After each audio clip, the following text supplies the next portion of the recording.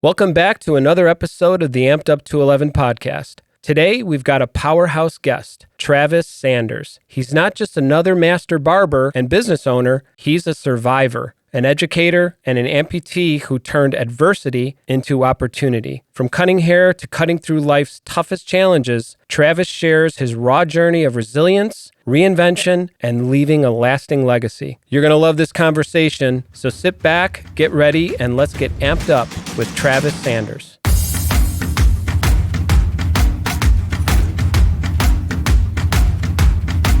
Travis, welcome to the AMP'D UP211 Podcast. How are you today, sir? Fantastic. Good to see you on this Valentine's Day. Good to be seen. I hear you. So, I've been researching you, looking at your journey, your amputee journey, your journey as an author, a mentor, a business owner, so many titles that you wear so gracefully, I must say. And I think where I want to start with you in particular is your amputation story. So I know you're above the knee, correct? Mm-hmm. Okay. And tell me a little bit more about how you became an amputee. So the cause was blood clots. And at the time, I was experiencing numbness in my toe intermittently, did not know why. And then within a 2.5 week period, it went from numbness in my toe to my toes, to my foot, to going up to my calf. Within a week, it was less intermittent and more regular and painful. So I went to urgent care, and they said it could be a nerve issue, it could be a vascular issue. We'll set you up an appointment with the vascular doctor to see if he can look at it and tell us. But the next available appointment was 2.5, 3 weeks out. So I thought maybe it's a nerve issue. So I went to my chiropractor and had him do some adjustments and see if he could solve the issue. And it progressively got a lot worse.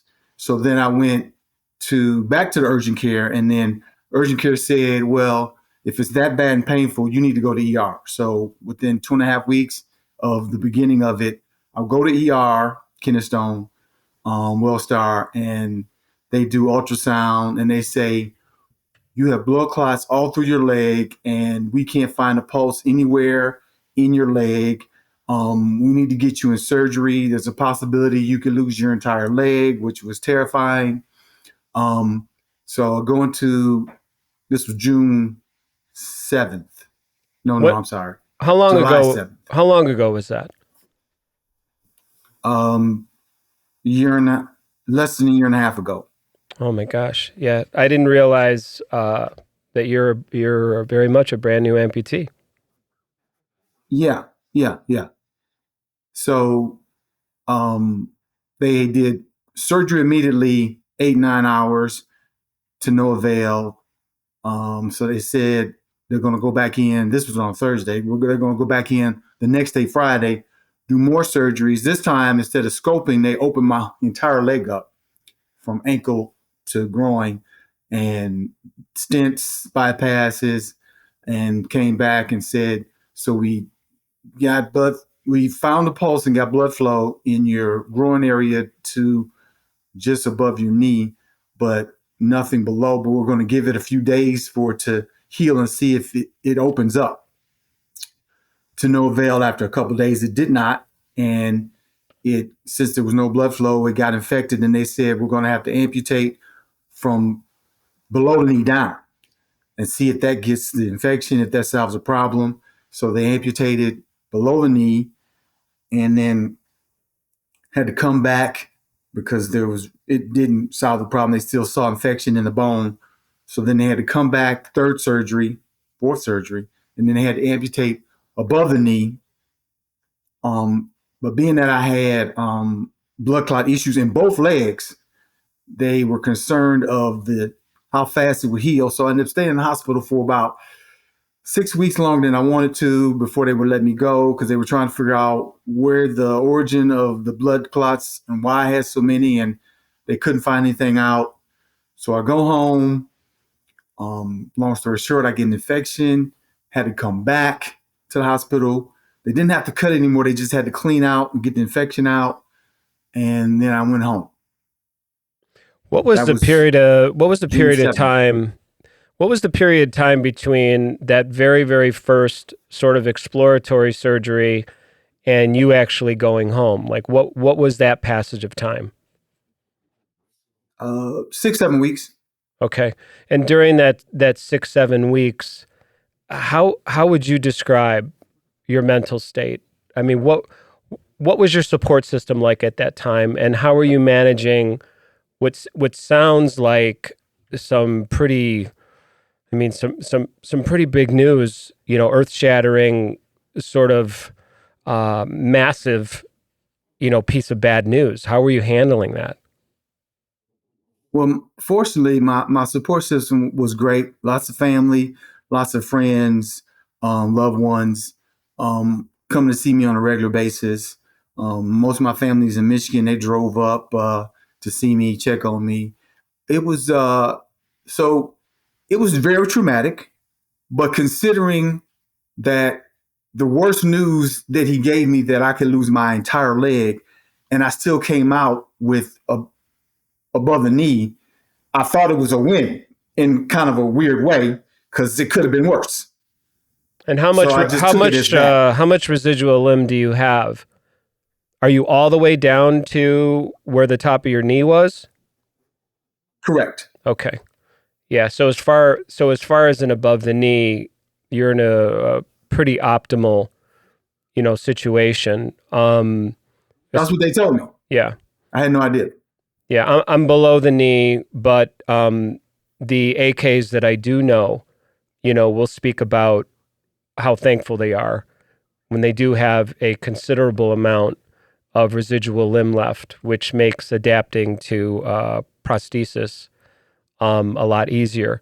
And, I can only assume that things are going well, and you could probably help us understand better, but based on some of the video I've seen of you in the gym, I mean, given the passage of time as far as how long you've been an amputee, it really surprises me that you're actually as mobile and active as you are right now. What would you attribute that to?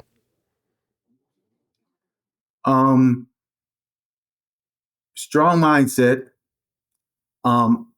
being a former athlete and being in the gym prior to this, and just the will to not allow it to limit me.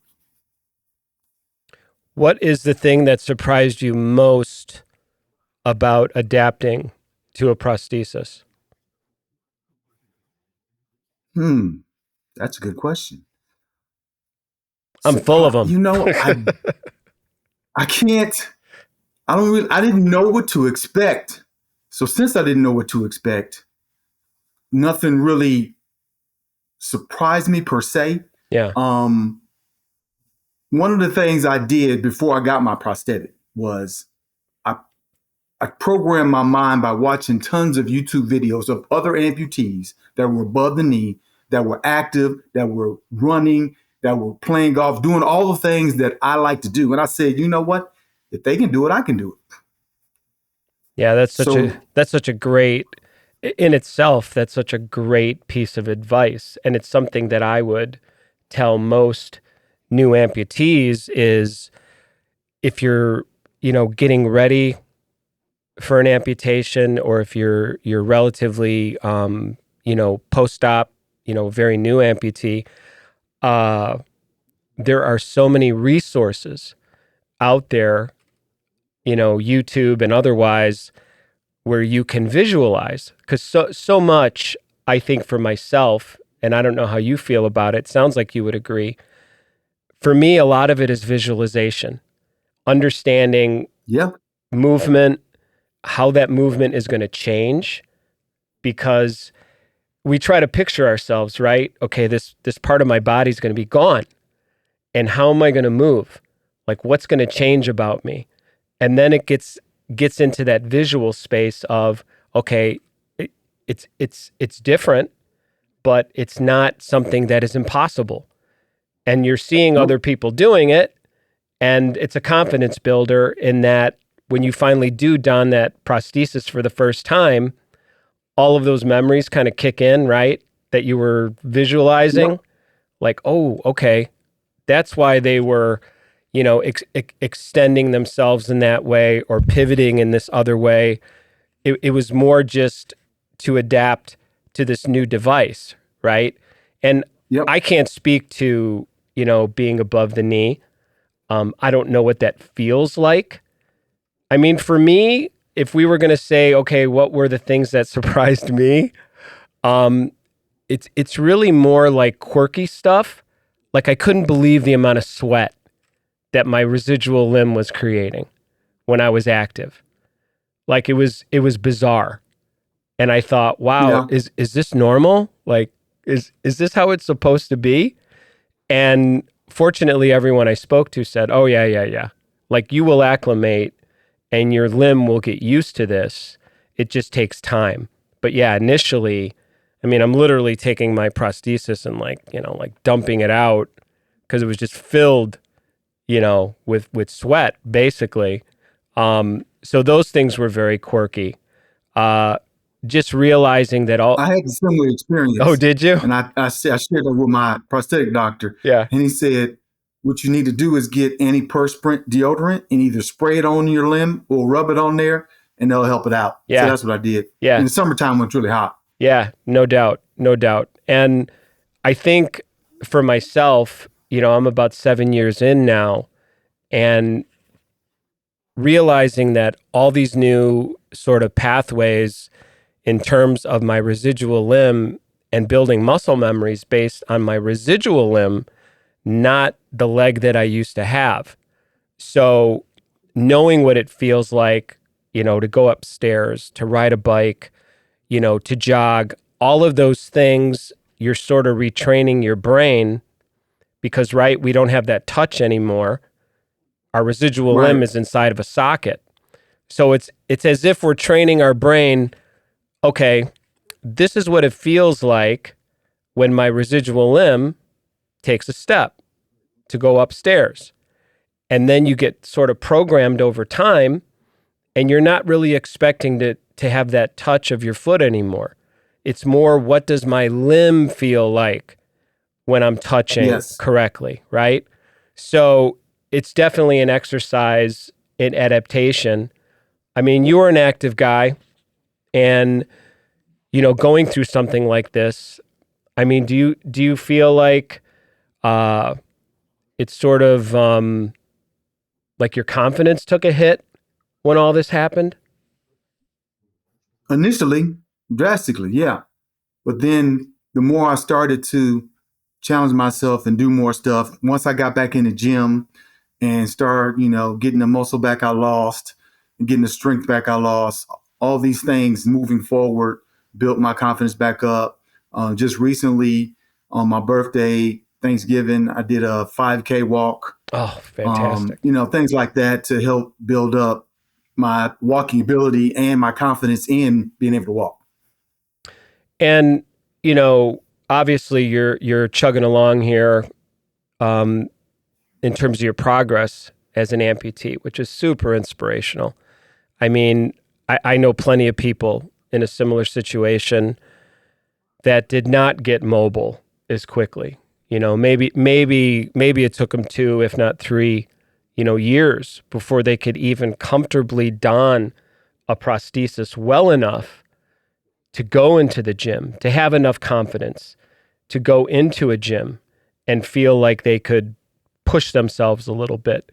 But I look at someone like yourself and I say, gosh, this guy, he really leveled up because, I mean, you're very entrepreneurial as well, and going back to what you do professionally as a barber, I mean, what was that transition like for you?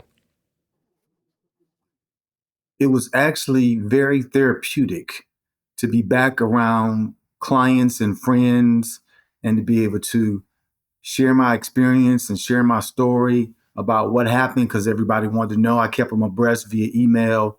what happened, what was happening, when I would be back. So to be back in that environment was super helpful and therapeutic. And I couldn't be more grateful and thankful to be able to be in that position, because a lot of people that who come out of the hospital amputee, they're isolated and secluded because they're not going back to work. They're just home with their caregiver, and that's it. Yeah, and I didn't grow up, around barbershops. I know there's very much, a subculture that occurs in that environment. I've read extensively about how it's very much a community, barbershops, and the Yes. conversations and the connections that are made in that space. There's an intimacy about it, and I'm fascinated by it because it's not something that I grew up around. But I look through that lens and I say, gosh, it's such a bonding moment for so many people. I mean, how would you describe it?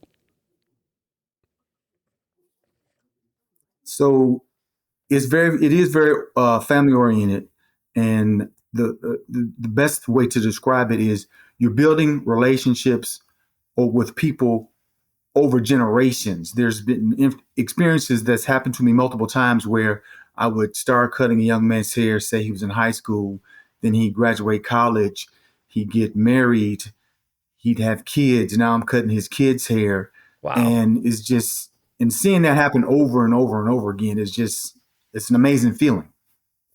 I would think so. I mean, to see generations and to be tapped in to their personal stories and to be able to Yeah. share that.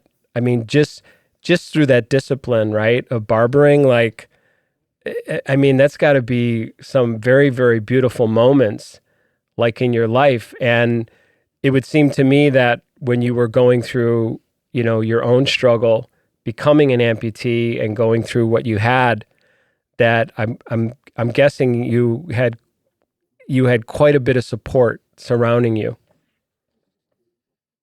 Oh yeah. My clients came to see me regularly. Yeah, that's awesome. And obviously, that was a return on the investment that you had made in them. And they Yes. they saw you as someone that was important, and they wanted to have around. And I'm sure a lot of things, sort of went full circle for you. I feel that way sometimes because I'll meet people. I'm very much a part, of this limb loss, limb difference community, and I try to make myself as available as possible to the community. And very often, when I suddenly develop a need in my life, I'm always sort of blown away by how much support sort of shows up. And that's always a really, really good feeling, I think. It's kind of what life's all about.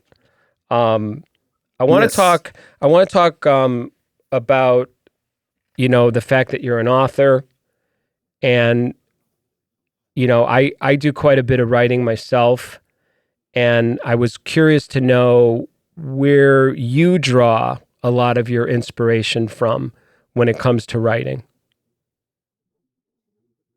Life stories. So my first book is Life Lessons Learned from Barbering, and I felt that I wanted to share the things I've learned from the interaction with my clients and the stories that I've learned from them over the years.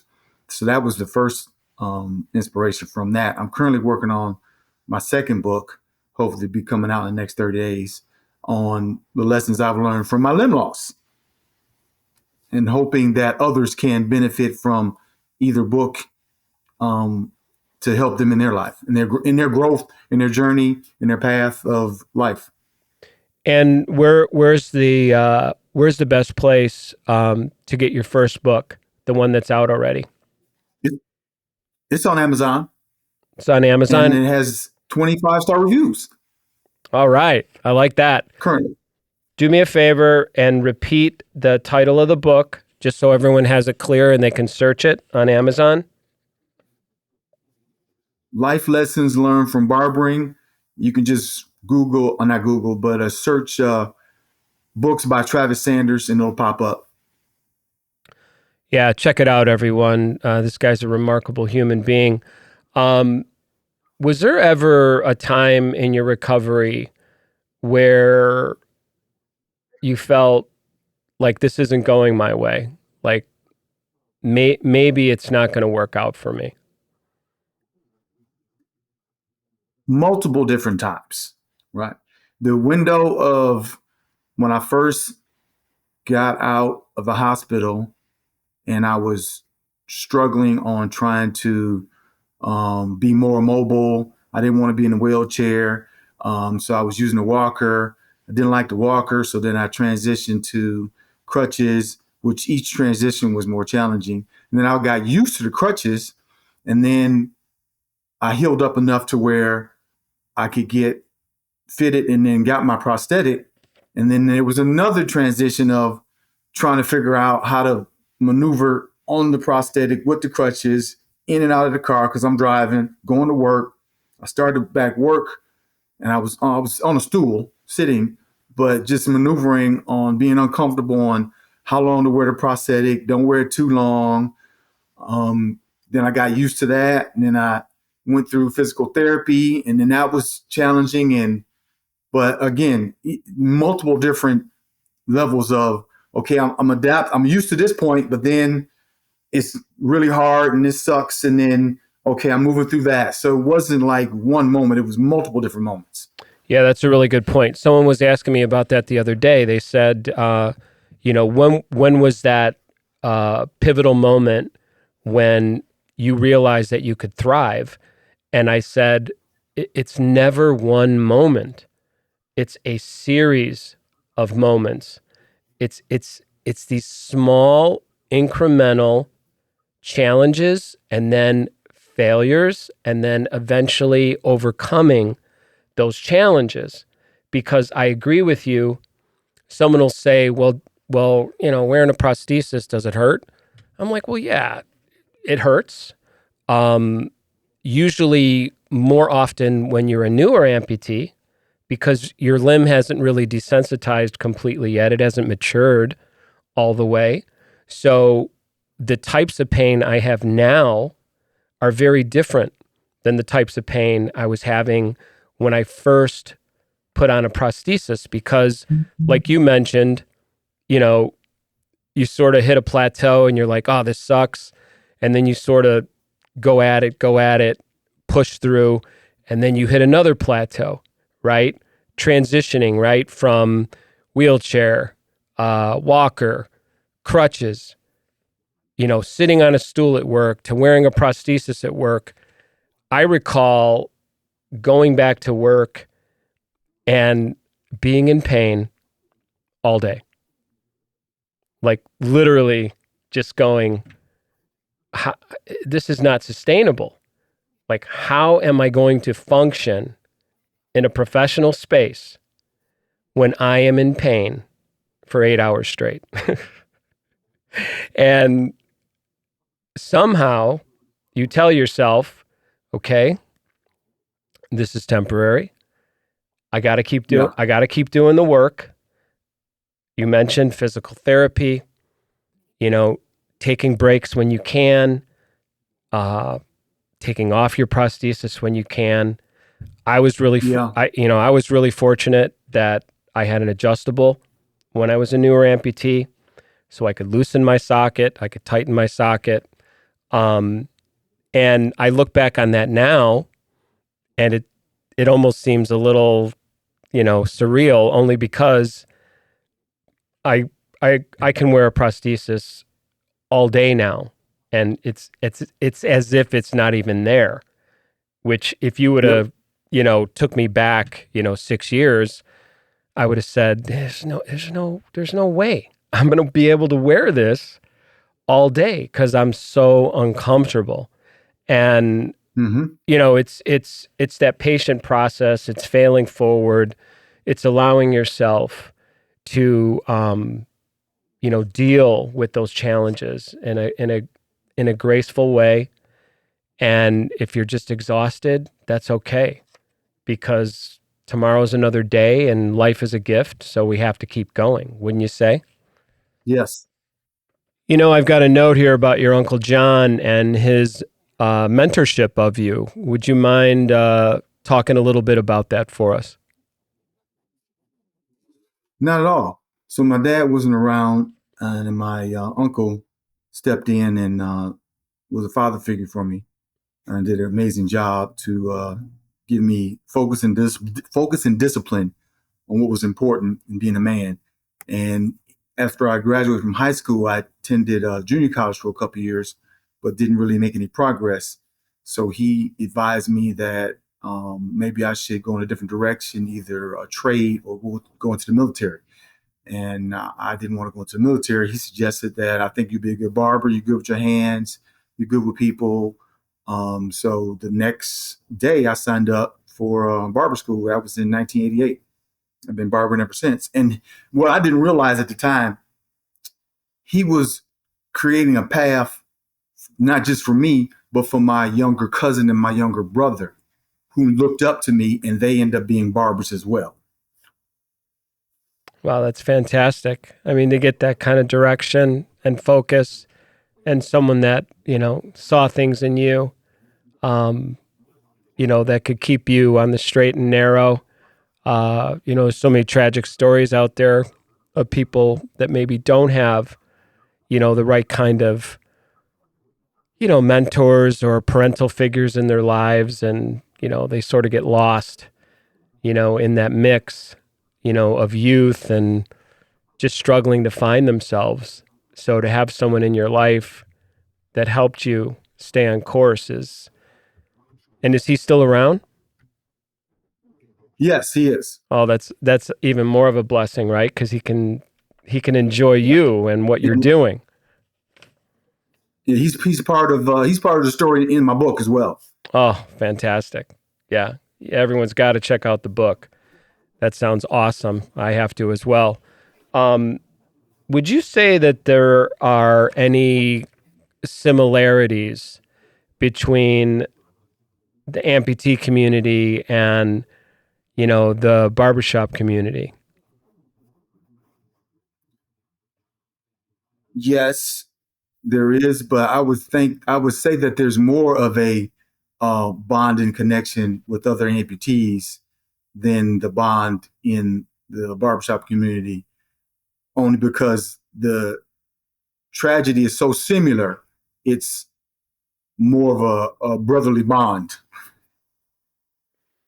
Yeah, I know what you mean. To lose a part of yourself certainly is, it's something that puts us in a deep sort of reflection about life and what's important. And when you meet people that have a similar experience, I, I always say it's kind of like going to war. We came back from Yeah. it, and now we can live to tell. We can talk about it Yeah. and swap our little war stories and Yeah. relate to each other. And I meet amputees, gosh, with the podcast and the community that we built. I mean, I feel like I talk to various people in the community every day now. And there is very much, a bond that we share. And I very much appreciate that. Because it's important to know that you're not alone in this, because that isolation can occur pretty easy if you don't have other people out there to talk to. And I would encourage everyone, that's living with this, to get as many resources as you can, whether it's podcasts like this or, the content that you're putting out, as far as, your book and, the video blogging that you do and things like that, all of which are very, very helpful. I mean, you never really know like who you're inspiring out there. I mean, do you ever think about that? I mean, when you post something, how would it make you feel to know that's affecting a lot of people in our situation in a positive way?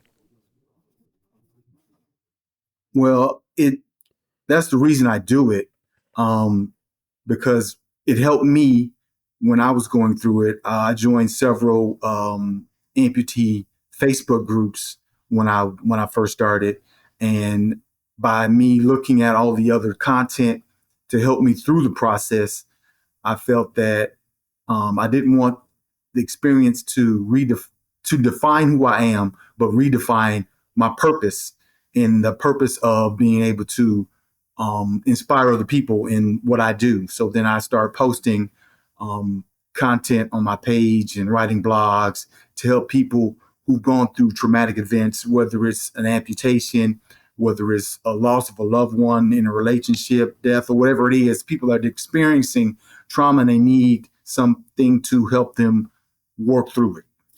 Very much so. And, even in the research I've done, on you in preparation for this interview, I was struck, a few times in terms of just being inspired by what you represent in the community, not even just as an amputee, but as a guy who's out there, mentoring, young people, building community, giving people a space to be part of something that's bigger than themselves.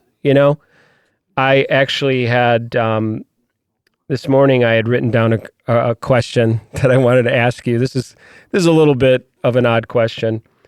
If you could cut anyone's hair from history, anyone, who would it be?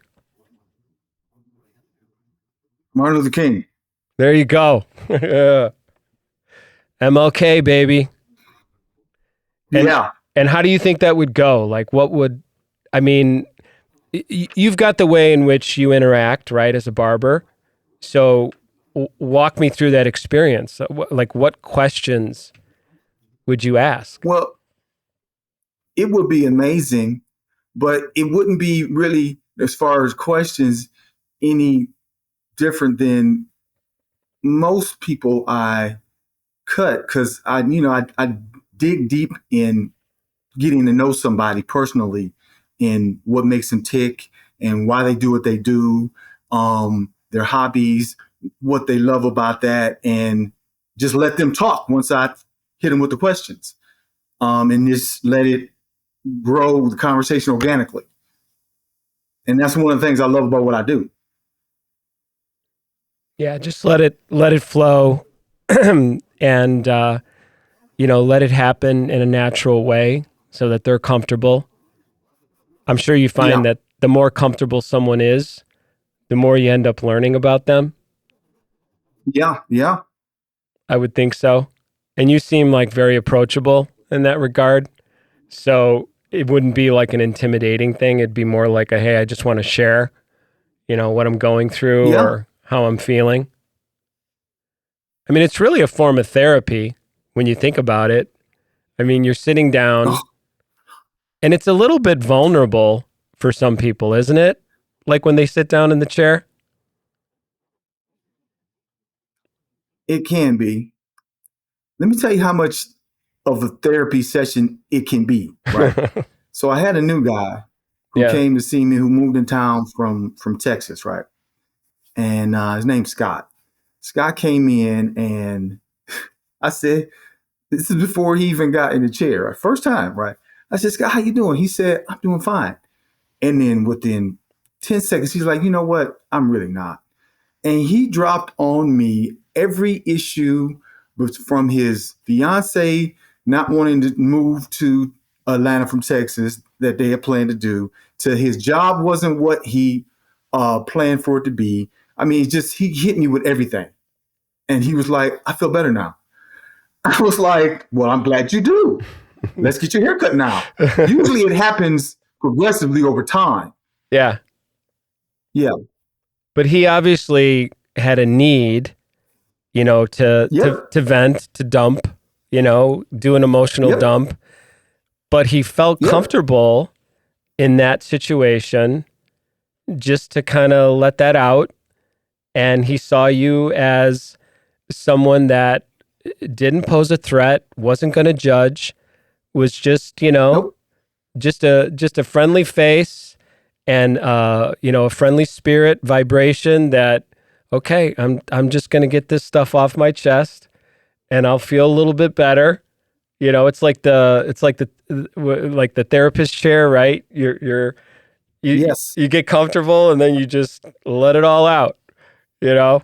So I've been shaving my head now for so many years. It's been so long since I actually had someone do anything with my hair, but I do recall that being, like an intimate kind of setting. It's you're in close proximity to someone and you do get to know that person, and it's very much an exercise in connection and being connected and communicating and bonding and all of that. I am truly fascinated by that particular atmosphere. It seems like a very, very worthwhile career choice for someone.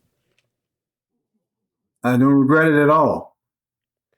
So what is next? Let's talk about what's next for you. Obviously, you got the next book coming out. What's the second book called again? Resilience, the lessons I've learned from limb loss. And is there anything you want to share about resilience? Is there anything you want to tease, or are we just going to have to wait until we buy it? Well, resilience is built over multiple different, like we talked about before, ups and downs, trials and tribulations that you push through and recover from. But if you quit when you're halfway up the hill and you don't reach the top, then you wasted the potential of building on your resilience.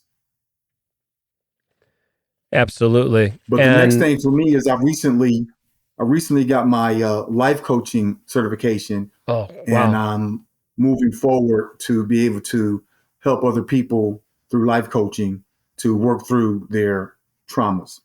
That's fantastic. I mean, what a worthwhile endeavor as well. I mean, just being able to help others, get through trauma or get through, difficult times, no matter what that is, medically, professionally, just giving people the tools and the practices that they need in order to find their best selves and to be able to move forward, with their lives and live well. Because so much for me now, being in my 50s, being an amputee, part of a community, for me, it's all about just living well, living in a way that I can be proud of, that I'm here to serve the people that I love, the communities that I serve, the people that I interact with. All of that, I think, is so critical right now, especially given the climate in the world and the division that we see going on in the world, where people have become, really in a lot of ways very tribal. They're very sort of divided, and I choose to, really just be light in that situation. It's okay for people. Powerful. Yeah, it's okay for people to disagree. It's okay. I have lifelong friends that I may not agree with everything they feel, religiously, politically, whatever you want to, whatever issue you want to, pull out of the air. But I will not let that blind me from the beauty of friendship or the beauty of community or connection. I think it's really important for all of us to bring our best selves to those conversations and not give up on each other, because as long as we stick together, we will continue to progress. It's when we start shutting down, I feel that's when we're kind of like doomed, when we just say, yeah, I don't want to deal with any of those people. It's like, well, okay, but at some point we have to live together, and we're only as strong as our numbers. And if we isolate, it's probably not going to go very well. So I appreciate so much of what you're doing in the community, your work, as a barber, as an author, as someone who is now embarking on, life coach, mentoring people in their lives to improve themselves. All of that is fantastic. And, it's on the heels of what most people would probably consider to be the end of Travis. Yeah. Yeah. I mean, what would you say to the doubters? What would you say to the people that quietly thought, well, he's going to lose his leg and it's kind of like lights out, party over? I really don't like to focus on those that don't support the vision of where I'm going and what I can become, because I think that is a waste of energy. I'd rather focus and talk to those that want, like you say, want and need the shining light to brighten their day, their week, their month, right? So I want to be that light that shines and so bright that it draws them to me. But to focus on negative rhetoric is not something that I try to feed. Very wise words. Very, very wise words. I think I would wholeheartedly agree with that. I tend to remove those energies out of my orbit. I'm like, nope, don't need that. Let's just keep moving forward. Travis Sanders, such a pleasure to meet you. I will continue to follow you. I am so excited to see what's next for you. And please don't be a stranger. I really appreciate you coming on the show. And for everyone out there that's listening, please check out Travis. Check out his feed. Check out his blog. Check out his books. Go on Amazon. Do the search. And, until next time, my friend, we will see you. Thank you for having me. Appreciate your time. Oh, man. My pleasure. Everyone, my name is Rick Bonkowski. This is the AMP'D UP211 Podcast, and I want to wish everyone health and happiness, and we will see you next time.